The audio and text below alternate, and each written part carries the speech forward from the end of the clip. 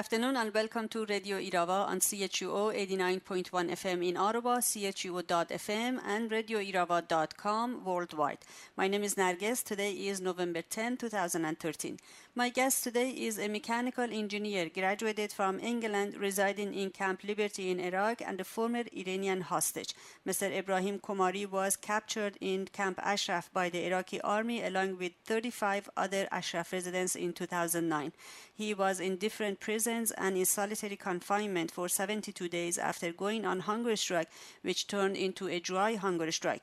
Camp Ashraf residents are the members of the Iranian opposition who are fighting for the freedom of the Iranian people.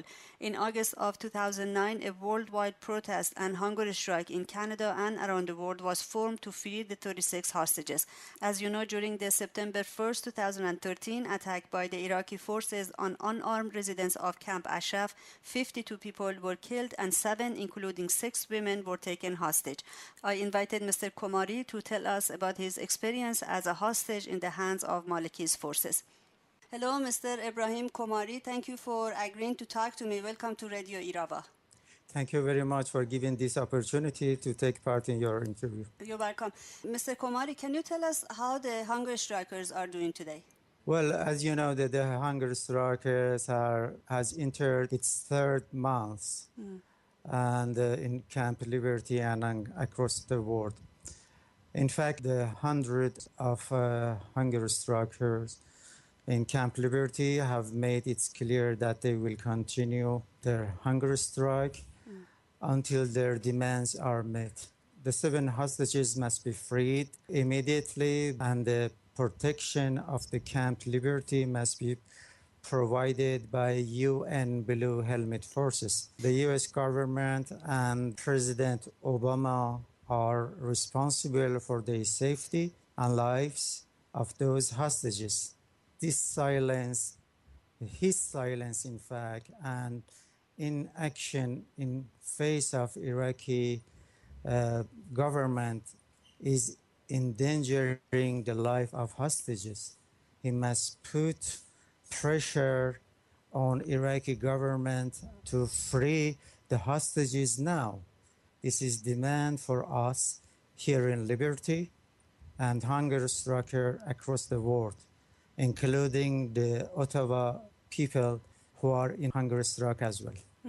Mr. Komari, you mentioned that hundreds of Liberty residents are on hunger strike, and I heard that this protest is getting to a dangerous level. I've heard that one man yesterday, I think, if I'm not mistaken, he fainted twice and his condition is not well. How far are the Liberty residents are willing to go? Well, the people of the Liberty are going until their demand met. In fact, why they are in hunger strike, it is only a solution to protest against this silence. And that's why they will continue until their demands are met completely. You are one of the people who was abducted by Iraqi forces in 2009. Can you tell us where were you exactly in Camp Ashraf when you were abducted? I had heard the camp was under attack. I went to main entrance of the camp along with my friends. Suddenly, the armed Iraqi forces attacked us with clubs and iron rod and heavy machinery like loader and bulldozer. They injured a lot of people and captured many others. I was among them. I was obvious that they had prepared themselves for massacre and hostage taking. And that's what happened. Why the Iraqi attacked the camp in 2009? In fact, it was an organized attack, and their goal was to kill and abduct anyone found.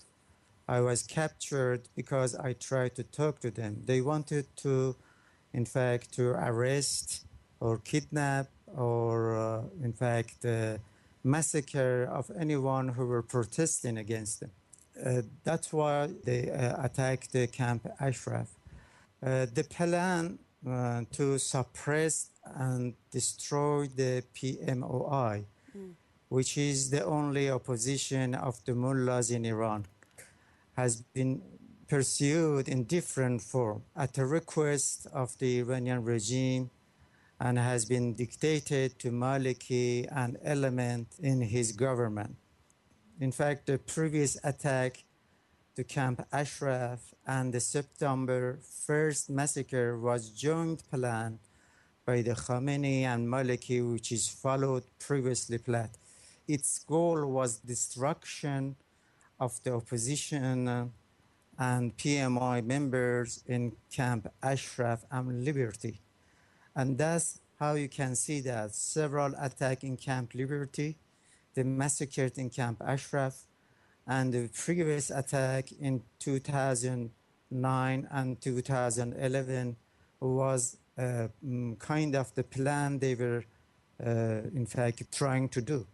Mr. Komari, I was actually going back to some videos of 2009, and I was watching some of these videos. I saw Iraqi army with batons, clubs, even chains were hitting the residents of Camp Ashraf. Can I ask if you were injured during the abduction or during the attack? Well, yes, I wasn't the only one. In fact, my left arm was broken from the blows, and I suffered. And my whole body was bruised to point that I couldn't move anymore. And I was, in fact, semi-conscious.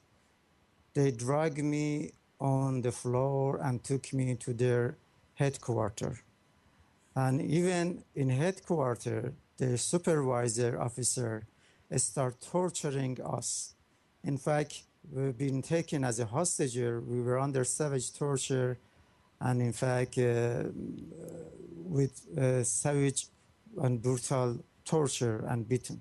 Did they try to separate you and your friends? And tell us how many people were taken. We were all 36 people we had taken from different parts during that attack, from different parts of Ashraf, in fact. And at the first time we've been taken as hostages or kidnapped, they took us to their headquarters. And after that, we were taken to Khalis police station. We were there for 3 weeks. And then we were taken to what they call it, Prime Minister's safe houses in Baghdad. And while we were taken to these places, and they start separating us and putting us in very small room, like what they call it, small prison cells. And how was the condition inside those cells? Well, in fact, the condition in prison while we were in the Iraqi police station in Khalis and other places, the place was so small, even we couldn't lay down or we couldn't sit down. And there were so many difficulties. That was very hot weather, no air condition, nothing at all. And all of us, we were injured and we needed a medical care. But there was no medical treatment at all. Just let us go a little bit back before you get to prison. Can you tell us or maybe walk us through your mind when you were sitting in that vehicle to be transferred to prison? What did you think about? To be honest with you, I was very worried about my friends in Ashraf and what the savage Iraqi forces would do to them. The question that kept repeating in my mind was, what happened to the promise and the pledge that the United States had given to residents to protect them? This attack took place while the US forces were present inside the camp, and they did nothing to prevent it. To be honest, I felt betrayed. What happened to assurance that US government had received from Iraqi that our security had been ensured? And given the close relation and alliance between the Iraqi government, Iranian regime, I was constantly thinking that we might be surrounded to Iranian regime. That's how we were thinking about the 7 hostages now. You know, Mr. Komari, as I'm talking to you, I'm just, my mind is going to the 7 hostages. It's just uncontrollable thoughts that it goes there. As someone has gone through this very horrifying experience, I mean the abduction, can you tell us how you're feeling about the 7 hostages? Yes, I know, to be honest, that they are in very hard condition and under a lot of pressure. Maliki forces have no pity for prison and treat them savagely. Maliki keeps the safe houses strictly secret so that he can do whatever he wants to do with the prisoner. At the time of our adoption, even thought the whole world knew about our location and condition. The Iraqi forces treated us badly. This time, Maliki has been denying having the hostages in his custody to have free hand in torturing them and possibly handing over them to Iran. I'm sure the hostages are on hunger strike, as we did, because it is only way that can protest to Maliki's tortures. Mr. Komari, you said that when you were abducted, you knew that people in the world knew about your situation. What was your source of news? Due to maintaining international pressure on Maliki, as you know that there was a mass protest, a UN delegation was allowed to visit us. And that's how we learned of the international campaigning that was ongoing for our freedom. Aside from that, we learned a lot of from normal Iraqi people that we occasionally meet when we were transferred to other location, from one location to other location. To be honest, they were very sympathetic with the Ashraf resident and told us about the news, about the campaign, and what is going on across the world about our resistance and our hunger strike. And that's how we knew about what is happening all over the world about our situation. And you knew that people were on hunger strike to free 36 of you, right? Yes, in fact, yes. In fact, as I told you that from the UN delegation who came and visited us, from the US Army who occasionally coming to visit us, and also that there were so many workers and Iraqi ordinary people who were working in prison. They could inform us about the campaigning going on about our situation. And you mentioned that you had to go on hunger strike to give your voice or for people to understand what your situation was. When did it change to dry hunger strike? We were in hunger strike during 60 days almost, I suppose. And after we were taken to the Maliki's secret house, what they call it in green zone area in Baghdad, then we went to the dry hunger strike. And that was the only way we could protest, because when they were taking you to the, what they call it, in secret house, and you were controlled by the special Maliki forces, and you have no other information from outside. And that's the only way we went to the dry hunger strike to protest against this kidnap. Mr. Komari, did you ever think to yourself, this is it, I'm going to die here? Yes. In fact, we thought about that a lot. We knew that there was a lot of moment this issue. We knew that we were not alone, and we could count on our brother and sister in Ashraf and across the world. During the struggle against the mullah's regime, as you know, many have sacrificed their lives, but their voice have not remained silent. Their sacrifice has become a source of motivation for the people of Iran and across the world to struggle against the Iranian regime. It is due to principle and the resistance of the Iranian resistance for establishment for freedom and democracy in Iran. Therefore, I never thought that if I would be killed by the Iranian regime or its agent in Iraqi prison, my death would be in vain. We know that the Iraqi forces actually came to Camp Ashraf and kidnapped you with 35 others in 2009.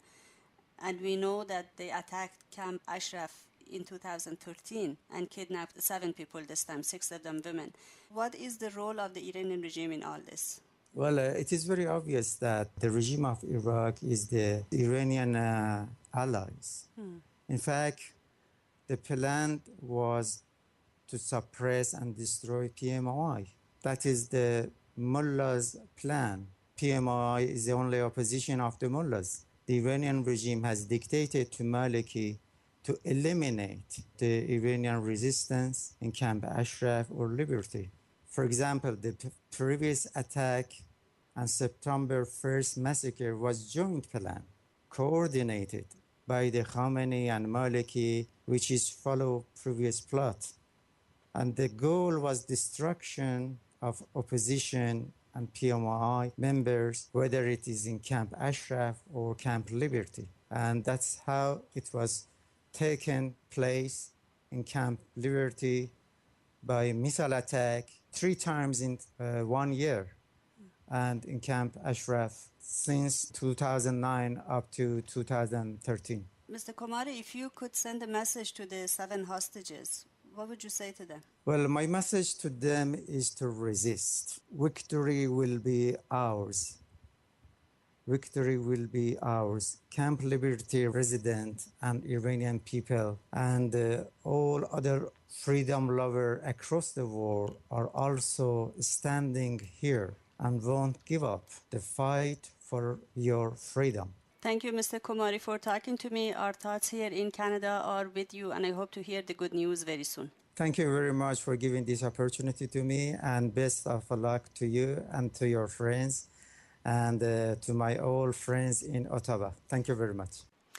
What you heard was Radio Irava's interview with Mr. Ibrahim Komari, who was captured during Iraqi forces' raid on Camp Ashraf in 2009. That's it for this edition of Radio Irava, and thank you very much for being with us on this Sunday afternoon. Please tune into Irava next Sunday at 3 p.m. on CHUO 89.1 FM, CHUO.FM, or RadioIrava.com. Till next week, goodbye and bedrood, and as always, long live freedom.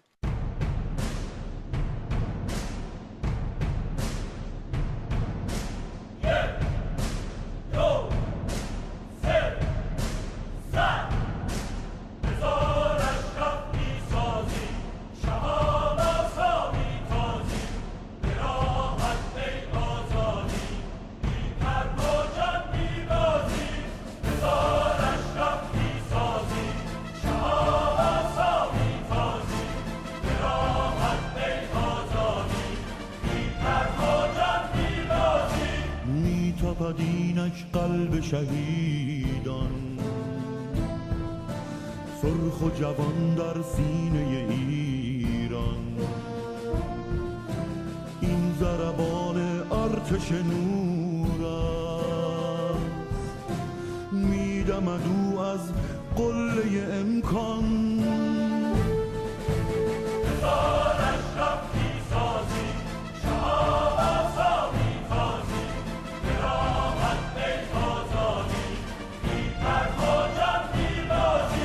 رخت نبردی تازه ببر کن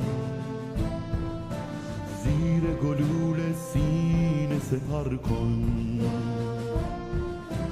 ای که پری از جرأت اشرف نظم کهن را زیر و زبر کن